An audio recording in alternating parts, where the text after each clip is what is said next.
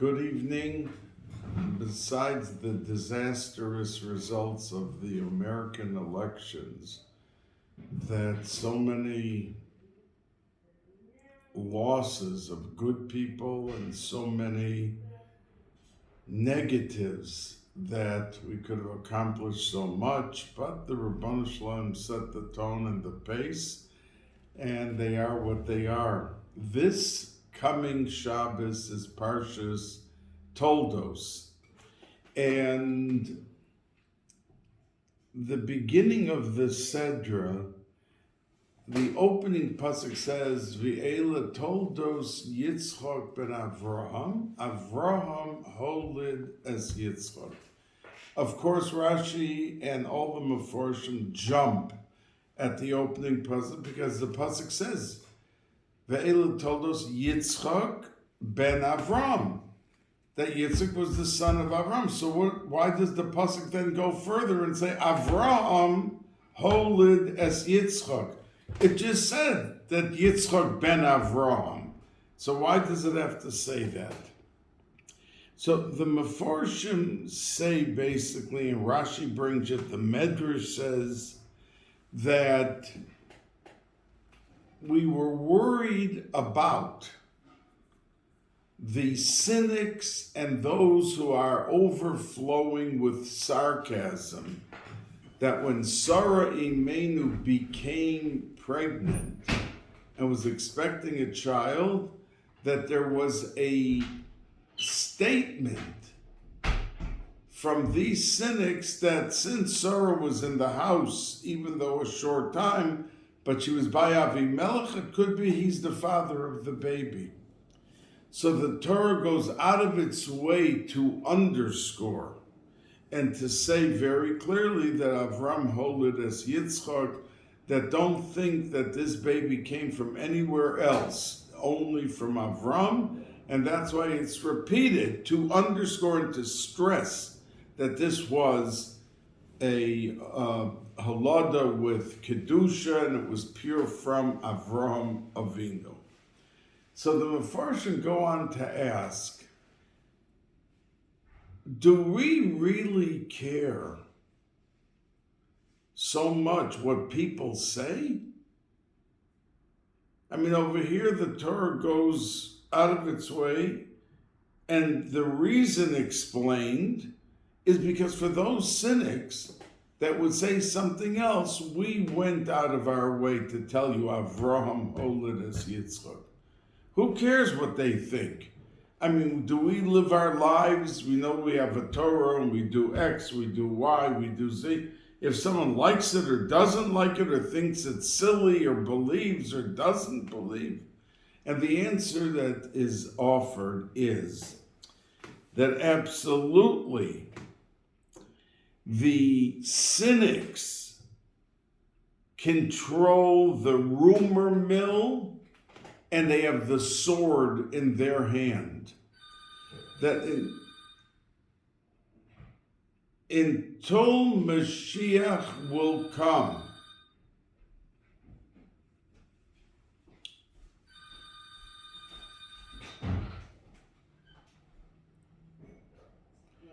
there will always be those who undermine. You can have someone who gets up in shul and delivers the most magnificent, eloquent, articulate drasha. And the people are sitting there listening and they're moved. And you see that devarim sheyotzim min halev, nichnosim el halev, that there's a real hisoyrus and there's a tremendous effect on the tzibur by the drasha that was delivered.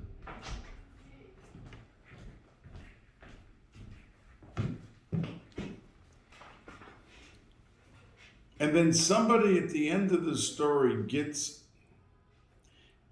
up and a one-liner making fun of the speech that was said by some sarcastic, cynical remark, and he undermined the entire 45-minute drosha.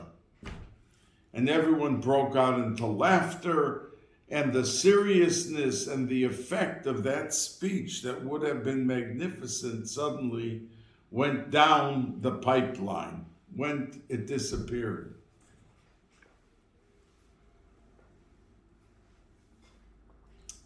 So the answer, the Mefarshim say, that till Mashiach comes, there is this effective source that comes from left field. It's the Samach Mem, it's called the Yetzirah, it's called whatever name you want to give it, that's able to put down and fight Ruchnius, achievement of Ruchnius. And that's why the Pasuk says, Avram Holiness Yitzchak, because yes, indeed, the cynics of the generation could have set rumors off for the next 500, the next 1,000 years about who was this child that Sarah Imenu had. So we have to go out of our way, for instance, the reason that we have hairs on the tefillin and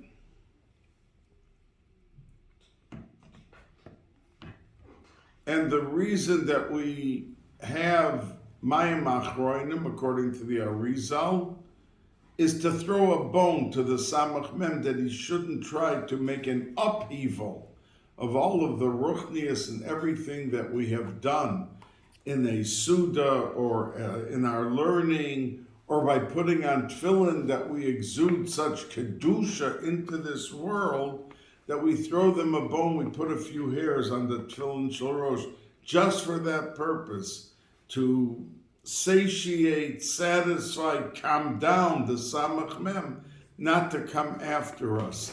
So we see that till Mashiach comes, there is a process of calming down the negative side. We can't ignore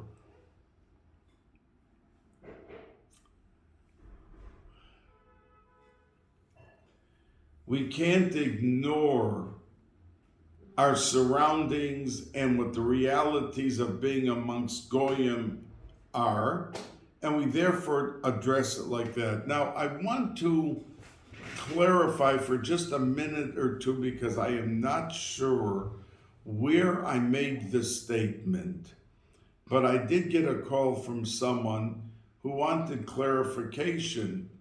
And I do give a few shiurim during the course of the week, and it may have been on YouTube or it may have been on one of the other shiurim. So I'm just going to clarify, and if it was not for this year, you'll have the information which the clarification would provide.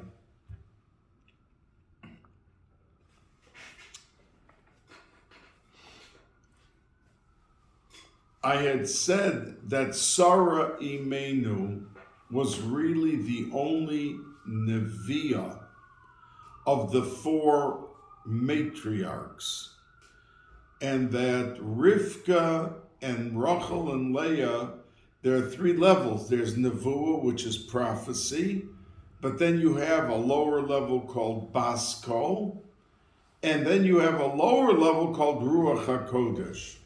But Ruach HaKodesh, which is divine inspiration, is not the same thing as Nevuah. It's a lower level. Baskol, as the Mishnah says, B'chol yom v'yom Baskol yoytze mehar choyrev, that from Har Sinai, a Baskol, a divine voice, calls out to the world. Now, do any of us hear that divine voice? If the Mishnah says every day, that means every day. Do any of us hear it? We're not at the level of Baskol. But those like the Baal Shem Tov and others used to hear it every day. They heard it because they were able not only to be inspired to the level of Ruach HaKodesh, but to the level of Baskol. Since Ezra, Nevuah stopped. The Gemara says Ezra was Malachi, and it was exactly 1,000 years after Yetzias Mitzrayim in the year 3448, the Hebrew year from Sheshes Yemei Bereshis being year one, until the 3448, and Ezra was Nifter, and that was the siyum of Nevuah. But I had said that sorry, Mena was young, so this caller said, but we find in Chazal that, for instance, when Levi was born, it says that the Mos had Nevuah. So you see that they did have Nevuah. So the answer that some say is there's two levels in Nevuah, because the Gemara in Megillah says 7 names of women who were Nevios, they had prophecy, and only Sarah is mentioned of the 4 matriarchs. It says only Sarah. So, but you find in the Gemara Makkas that there's many that are listed. So they reconcile this, that the Nevuah that's referred to in Megillah, and says only Sarah was the highest level of Nevuah that could be in a woman in Olam Hazeh. But there were lesser levels, and some of the Mefarshim say means Baskol and Ruach HaKodesh. When they call it Nevuah, it only means that they can see in the future. Also, Mefarshim say that there's 2 types of Nevuah. There's Nevuah that a person could see in regard to themselves, what's going to happen, what's going to be, or for the whole Klal Yisrael and for generations to be. So Sarah Imenu was able to have the Nevuah for herself and everything for future generations. But Rivka, Rachel, and Leah had Nevuah, according to that opinion, but it was only Nevuah for themselves. It wasn't for the future generations. So I digressed for a moment from Parshas Toldos because I wanted, in fairness, I couldn't remember where I made that statement to clarify that it is to marshal the support to what I said, that indeed, L'chol Adei Sarah's Nevuah was higher and bigger and better than any of the others, and it's only those 7 that's mentioned there, Esther and Abigail, those names, who had the purest and highest level that Nevuah could be. Now, we know that in Kabbalah Sfarim, it says that Yitzchak only got married after he lived 2 years in Shamayim after the Akedah and came back down with a different neshama. And that's why he never married up until that point. When he came down, immediately Avram Avinu sent Eliezer out to find a shidduch for him. And that's why the pasuk in our Sedra in Toldos says, "Vahi Yitzchak ben Arboim Shana bekachto es Rivka bas Besuel ben Achos Lovan ho'arami lo leisha," that he took Rivka as a wife, and he was 40 and she was 3. And they davened for 20 years. And when Yitzchak turned 60 and Rivka was 23, they had Yaakov and Esav. Now, Rivka was perplexed, and the pasuk at the beginning of Sidra says that she passed a church and the baby wanted to go out. She didn't know then she had twins. She thought it was one child. They passed a church, wanted to go out. Passed a regular Beis Medrash, wanted to go out. And she said, "Vatomer imkein lama zeh anochi vatelech lidroshus Hashem." She wanted to know what's going on here. And Hashem answered her and said, "Vayomer Hashem lo," God HaKadosh Baruch Hu said to her, "Shnei goyim bevitnech ushnei leumim mimeayach yiparedu," that you have 2 children. One is drawn to that side of Avodah Zarah, and one is drawn to the Beis Medrash. And she suddenly was comfortable and consoled.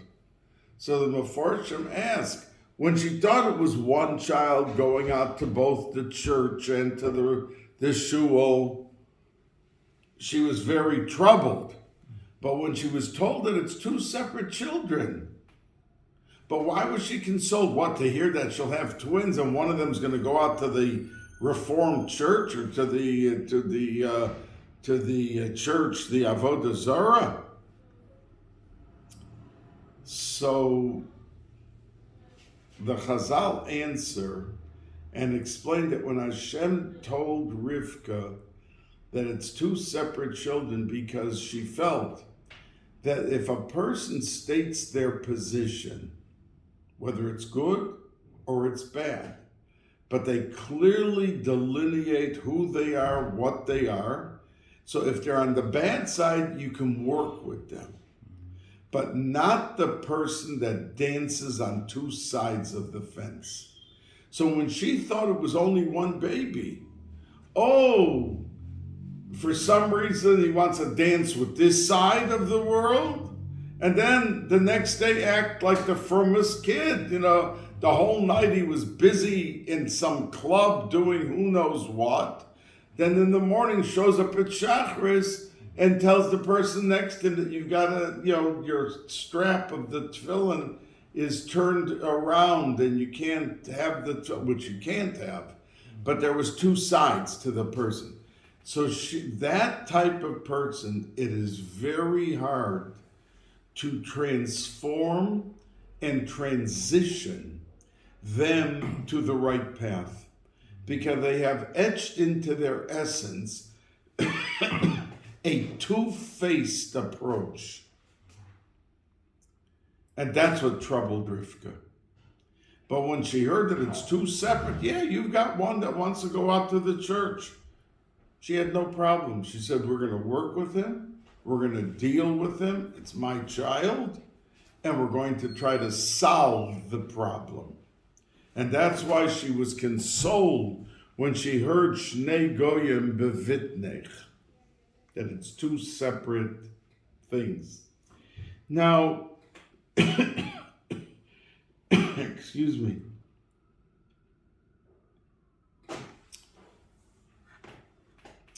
We find at the beginning of the Sedra, one of the very first psukim tells us that Yaakov Avinu was cooking a pot of lentil soup. And in ran Esav, and he was famished beyond imagination.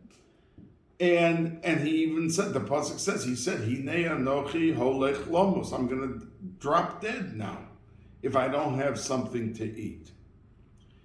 And we know why was Yaakov Avinu cooking this soup, because if lo aleichem, lo aleinu, velo aleichem, a person has to sit shiva when he comes home from the cemetery after the burial.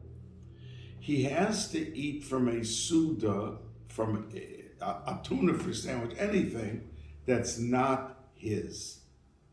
And that's why neighbors will bring to the house something to eat, and the person then eats, but he doesn't eat from his own, and he eats first an egg or some lentils, because they're round, and that represents the neshama, that it comes down to this world. It lives its 70, 80, 90, 100 years, and then it comes back down to fix up whatever it did or didn't do.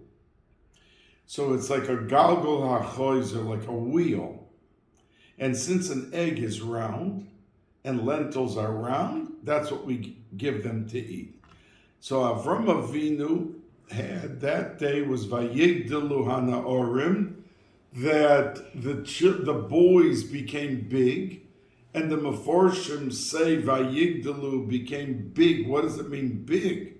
It means they became bar mitzvah. They were 13 years old, and on his bar mitzvah, Esav the Medrash went out and committed 5 of the worst averos a person could do. That he killed someone, He was Oived Avodah Zorah L'Shem Avodah Zorah, all in the same day. He lived with a mother and a daughter who was engaged to be married, a Nara Amorasa, which was a Isser Gilui Arroyos. And he did 5 things in one day, and Hashem did not want Avram Avinu to have to suffer seeing his grandson, what he was doing, so he took him away from the world.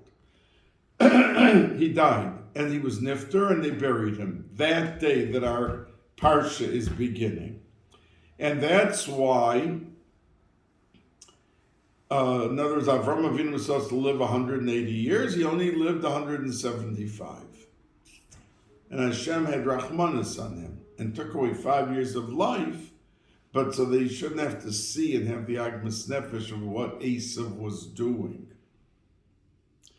So in comes Esav, and Yaakov had to prepare, his father's coming back from the burial, and had to prepare the soup. And Esav was so famished, he didn't even say, give me some of the soup. He just said, give me some of that red stuff that you're cooking there, or I'm going to die. And Yaakov Avinu answers him and says that I am willing to give you the soup, but I first want you to sell me the Bechor. Now, on the surface, it seems like a mean-spirited thing. Someone's standing in front of you and telling you, I'm going to die any minute. I'm so famished that I can't survive another 2 minutes. And you answer him and say, okay, but just 1 minute. I would first like to get the firstborn right from you. I mean, is that the time to ask him for this? First, give him something to eat. The man is falling from his feet. It's your brother. And you know he's doing Averis, but so what? It's your brother. And he's so hungry, give him something to eat. So in Yaakov's words, we have the answer. Because Yaakov Avinu said to him, Michra, sell, li, to me, kayom, today, es bechorascha li, your bechor. The word kayom has nothing to do with this sentence. Because if he just would have said, Michra li, sell me, bechorascha, your birthright. Why did he have to say kayom, today? So the Meforshim say, and a few Meforshim discuss this, that Yaakov Avinu was telling him, it was like out of pity for him. Esav, what do you need the Bechor? Don't you see what you did today? That it's the today that's important to you. It has nothing. You're not worried about the tomorrow. You're not worried about an Olam Haba or anything spiritual. You want to get out of life the best of the food, the best of lust, the best of anything, but you want it today. Because you're not worried about tomorrow, and you couldn't care less about the tomorrow. So he was just saying to him in a compassionate way, pointing out why it's worthless, the Bechor, to him. And as soon as he agreed, he immediately fed him and he gave him to drink and to eat, like the pasuk says. So, the opposite. He didn't want the world and future generations to say, oh yeah, you got the birthright, but the guy was dropping and you were merciless. No, I got the birthright because I pointed out to him that he couldn't care less about the birthright. It was only the chayom, the today, that concerned him. And we have to sometimes set into focus. You know, you'll find somebody that beautiful children, they're coming home from yeshiva. His wife prepares a delicious, nutritious dinner. The children at 5:30 or 6 o'clock are having dinner. And he doesn't come in till 11 o'clock at night. Why? Because he wants not $80,000 or $100,000. He wants $150. He wants $200. So he's putting in the extra $5. hours. But is the extra money really worth it? What about the nachas that he's giving up of the years that fly by, and that he could be sitting with his children talking about their day in yeshiva, learning with them, spending time with his wife, with the other children, with everyone. But the money drive sets him into motion that he can't see straight or think straight. It's only the money, so he needs the extra 5 hours in the thing. And life is fleeting, and ask anyone above 50 if it's fleeting or not, and they'll tell you how fast life flies by. And if you want to get from life, you have to stop for a moment and to look around you and say, am I only seizing the kayom, the temporary, the material, the physical? Or am I including a balance? You have to work for parnasa, and even no one could ask, a malach can't ask him, why did you waste so much time from Torah? And because you were going to work 8 or 9 hours every day. He's allowed to go, and they can't even question him with such a, because that's part of life, that you need parnasa, and you're allowed to go work, and you should go work. And that's how you survive, that's how you support a family, that's the responsibility of life. But it's at that point, what do you take off with the extra hours? And what do you do with your life beyond that point is the question that could be asked. So that's why Yaakov Avinu said, Michroli Chayom, because that is the essence of life, to define what's the Hayom and what's not the Hayom. Now it says that Esau, when he came rushing through that door, it says, Vahu Ayev, he was very, very tired. So the Mefarshim say we don't find anywhere in the Torah that somebody is Ayev, that they're tired. And the Mefarshim make a distinction that when a person goes through a day, if it's filled with ruchnias, it dispels and it pushes aside a lot of the physicality. Let me give you an example. If somebody's walking up the stairs of his house, after he davened Shacharis, he davened Mincha, and he's coming home now after a hard day's work to have dinner with the family, and he gets to the top stair, and he hears screaming, help me, save me. And there's a mother and a child, either they were knocked over by a car, he doesn't know what happened, but he sees them in the middle of the street, and they're devastated. Who knows what happened to these two? So he calls out to the people there, call Hatzolah, and he's there for 3 hours with this woman and child. He's not anymore thinking about the day. He was walking up the stairs to his house. He was very hungry and very tired. But he was oisek in pikuach nefesh. So his mind was not about the food or how tired he was. It suddenly shifted gears into the realm that he didn't even think about these things. That is the life of tzaddikim. And that's why people who hardly ever took a vacation and had difficult lives, sometimes with family, with sickness, with whatever. Rabbi Moshe Feinstein, Rabbi Yaakov Kamenetsky, the Lubavitcher Rebbe, the Vizhnitzer Rebbe and Muncie, they all were nifter in their mid-90s. Other people are busy walking and treadmilling and vitamins and doing half their day on what they eat and what they do, so they should live longer. Yet these tzaddikim sat there listening to the tsaras of people, hardly took a vacation. I know Lubavitch never, ever in 44 years took 1 day vacation. And we're 18 hours in their office 6 days a week, up to an hour before Shabbos, servicing tzibur in public. And they lived to 94, 95. The old Satmar Rebbe, 94, lived through Europe, and because their mindset for what they said and what they did every day of their lives was that pikuach nefesh of running out to the woman and they were focused in their avodah, in their Torah and everything, and nachas ruach for HaKadosh Baruch Hu, that it uplifted them from their physicality into a realm of ruchnius.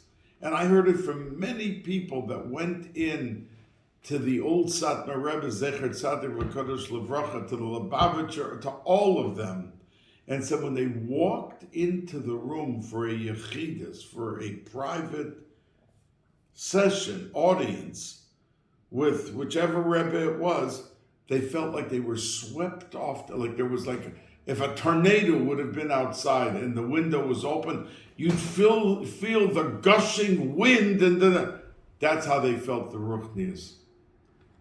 They were overwhelmed. I heard it from a number of people. I walked in, I don't know what hit me. I was like swept off my feet into like a heavenly realm of such dveikus, such ecstasy, that carried me like out of my frame of mind, like I was floating in the air.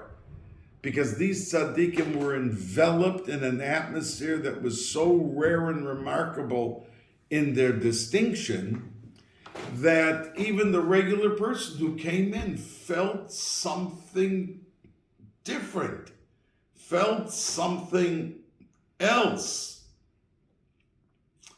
tangible. And that's how these people, when it talks, oyev, tired, they were never tired. Yes. Did they doze off and sleep for 2 hours? Yes.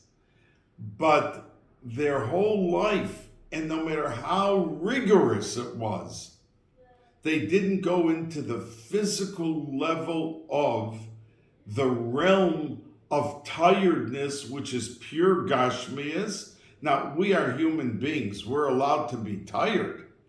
But it's it's like the aroma when you go into a place that they're making chocolate cake, or you are overwhelmed by it. It's so pleasant. And by them, it was pure ruchnius, and people felt it. So we don't really have the idea of pure tiredness. When a person is dead tired and he realizes he didn't say Krishma yet, or he didn't daven myriad, I know many times there were bochum in yeshiva that they got into bed at night and they jumped out of the bed that they forgot to daven myriad. I remember 20 times, 50 times, so many times this happened. And after they got up from the bed, 2 minutes after they got into the bed and were just about to fall asleep, they realized after they were out of the bed that they did daven myriad. That the Satan was just testing them. That's exactly what happened. I remember specifically some of these cases. That while they were in bed, for sure they thought for a moment, no, they didn't daven myriad. They forgot to. And once they got out of the bed, they realized they did daven myriad. It was a pure test. Would they just, because they were so tired, go to sleep? Or would they get dressed, wash negelvasser, get dressed, and go to daven myriad with a minyan? So that is what envelops a person as he goes through the channel of life, the step by step from 20 to 30, 30 to 50, 50 to 70. What grasps him, what holds on to him, Is he developing a ruchnius aroma around himself? Or is he sunk into the depths of negativity? And that's what he's living with. And that's how he thinks, and that's how he speaks, and that's how he does. And that's what really is around him. Now, we know that there is a very interesting story in our Sedra about the brachos, not the Bechor, not the first, right, but the actual blessings. And we say, Titin emes liYaakov. Yaakov is a foundation for honesty and truthfulness. Now, Rivka, his mother, comes to Yaakov and says, your father is about to give the brachas to Esav. They're your brachas. And he asked him to go hunt and make some food for him, and to then give the bracha on a satiated feeling. Now, we see in the Seder that Yitzchak said to him, go make for me tasty food. Would you believe that the old Satmar Rebbe or the Lubavitcher Rebbe or the Chofetz Chaim would be worried about how tasty the chicken is or not? These were people that they were only busy being mala all the neshamas in the food as they ate. And that's why there's such a big thing about sudos by Klal Yisrael. Because when we're davening, we're doing one type of avoda. When we're learning, we're doing a different type of avoda. And when we're eating, we're doing another type of avoda. There are many neshamas that are in the foods. And if we eat and have the proper kavanas and make sure to make a bracha before we eat and a bracha after we eat, we are elevating all those neshamas back to their source and where they have to go. And by tzaddikim, you saw as they ate and they chewed, they were busy into that realm completely. So Yitzchak Avinu, who was the only one of the Avos that was told you could never step foot out of Eretz Yisrael. Avram Avinu and Yaakov Avinu went out of Eretz Yisrael, but not Yitzchak. So he was at a holier, higher level. He was worried about Va'asei li matamim, go make me tasty this and tasty that. But the answer is, what he meant by tasty was the ruchnius. How was he going to shech the animal that he would capture to then go and cook and bring to his father to eat? How was he going to shech it? Was he going to do it properly? Was he going to do it that it should be able to go into the mouth of Yitzchak Avinu? If it wasn't pure ruchnius, if it wasn't something properly done, he couldn't even take it into his mouth or swallow it. So Esav went out to do that, and Rivka convinced her son Yaakov and that he should go in and pretend. Now, this whole scene was the antithesis, the opposite of Yaakov Avinu. And he even said to his mother, Ulai Musheni Avi, maybe father's going to touch me, and he's going to discover that I'm a fraud, and I'll be cursed. So she answers and says, if he curses you, I take the curse on me. That's what the pasuk says. Alai kilaloscha b'ni. I am taking onto me the actual curse. So Yaakov went along, and as a matter of fact, the Vilna Gaon said, what's the difference between ulai and pen? Both mean maybe or possibly. So he says that if you say ulai, you hope that it will happen. But if you say pen, like pen yifta levavachem v'sartem v'avadetem Elohim acherim, the pen is a connotation of something negative that you hope it won't happen. But by ulai, it will. So he said, Yaakov said, ulai yemusheni avi, maybe our father's going to touch me, and he's going to discover I'm a fake. So he was saying Ulai because he was hoping. The Vilna Gaon says it. Hoping that he'll discover that it was Yaakov, and this way he wouldn't have to feel guilty, he wouldn't have to feel... But we see from the whole story that what would you say the reaction of Yitzchak Avinu should have been to Yaakov the first time that he saw him after the story? It means after he came in, he gave him the brachas, and then in walks Esav, and he realized that he gave it to his brother. Vayechrad Yitzchak charoda gedoyla adma, that he was shaking.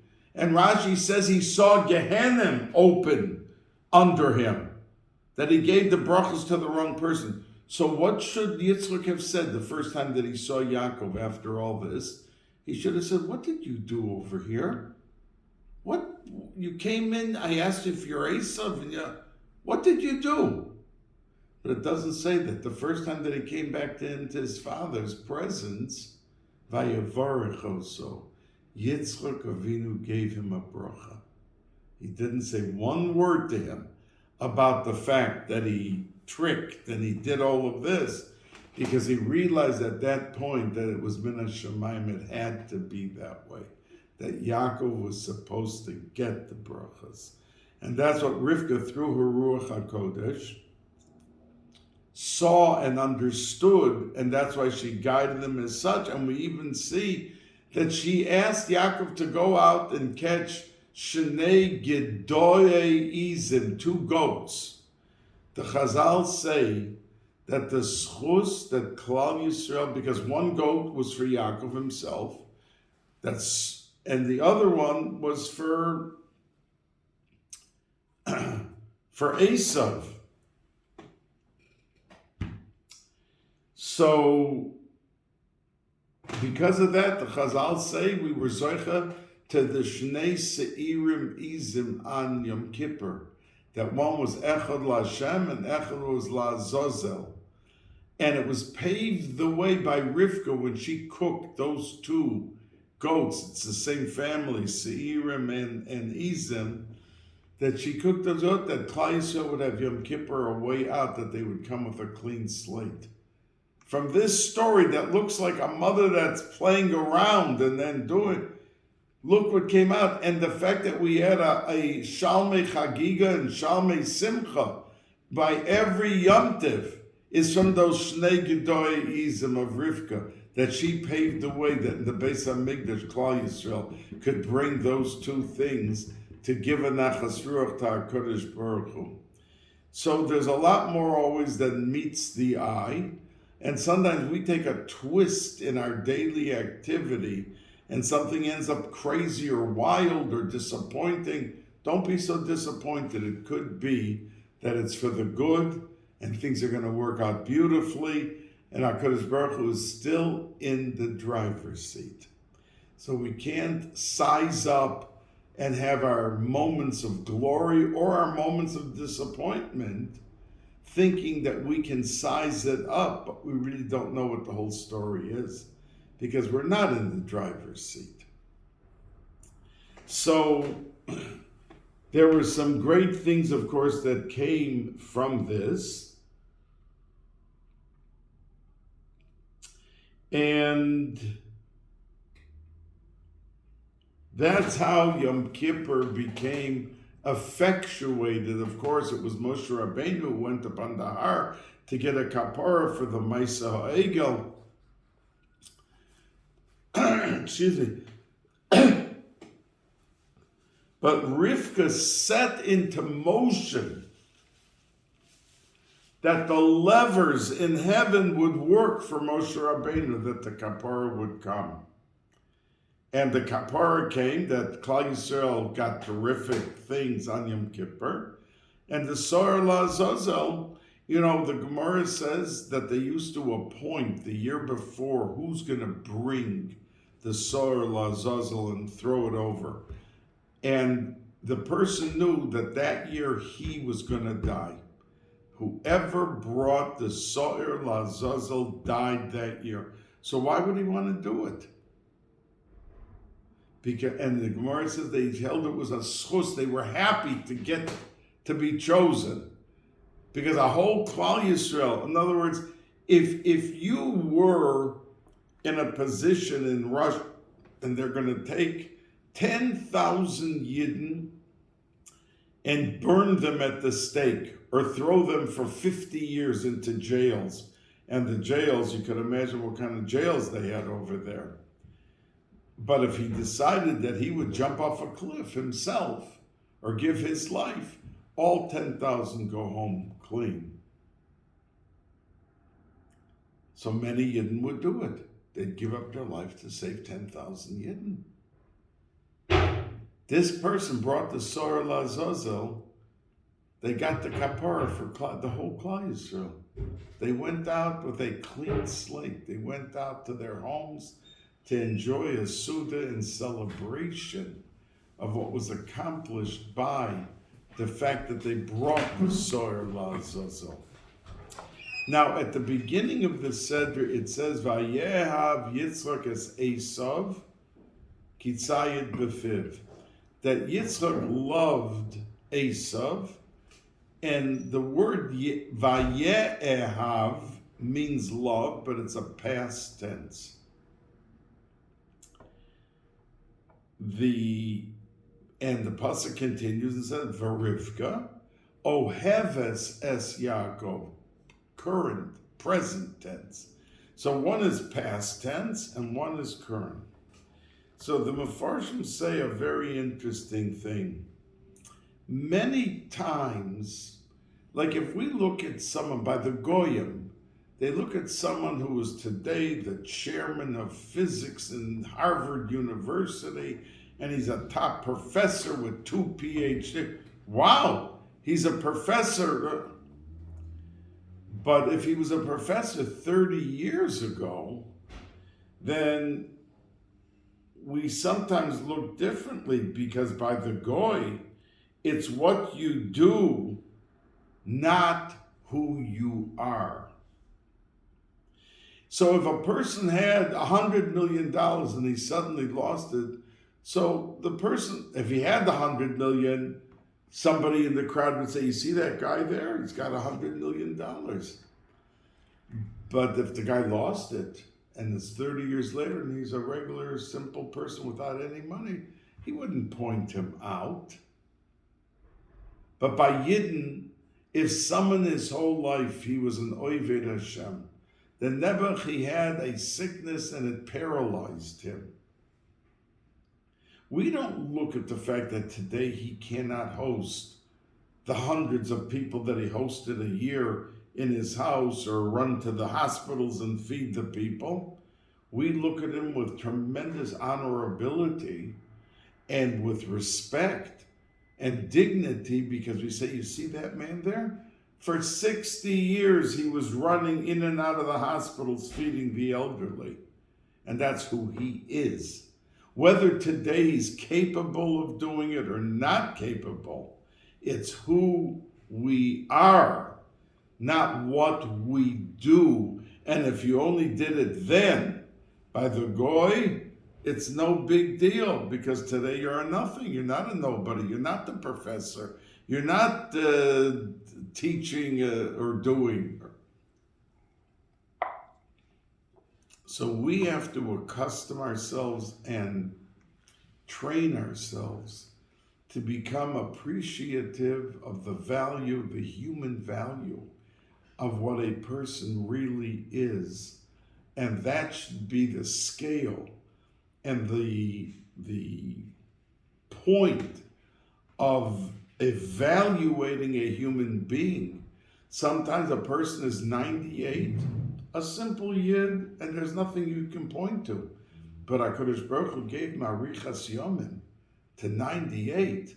For that alone, I mean, there's a Shaila, you turn 70, you're called elderly, Zikna, or it's 80. But someone who's 98, there's no question in halacha that the person, you have to stand up for the person, this is how we have to treat someone. just out of the fact that he's been given the gift of life, which is a reflection of the value of an appreciation of Shemayim for who he is and what he is. Now, that's not to say that the Arizal, who was Nifter at 33 or at 36, whatever age, he was a youngster, according to her, because he had a neshama klolis, and he was able to pick up and lift up and fix in this world what he had to do, like some people at age 100 can't do. So we cannot be the judge of who someone is and what they are. But on the face value, we should certainly show the appreciation for the chachma or for the zikna, for the ages which are granted to him, because it's clearly an obligation, as halacha says, in how we have to deal with people in that category. So we should look at our own worthiness, and are we any different than 20 years ago? We went to Minyan then, we went to Minyan now, we learn a Blat Gemara. Any growth in the 20 years?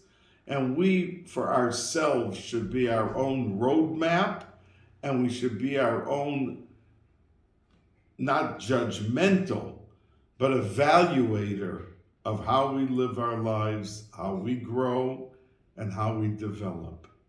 Have a wonderful week.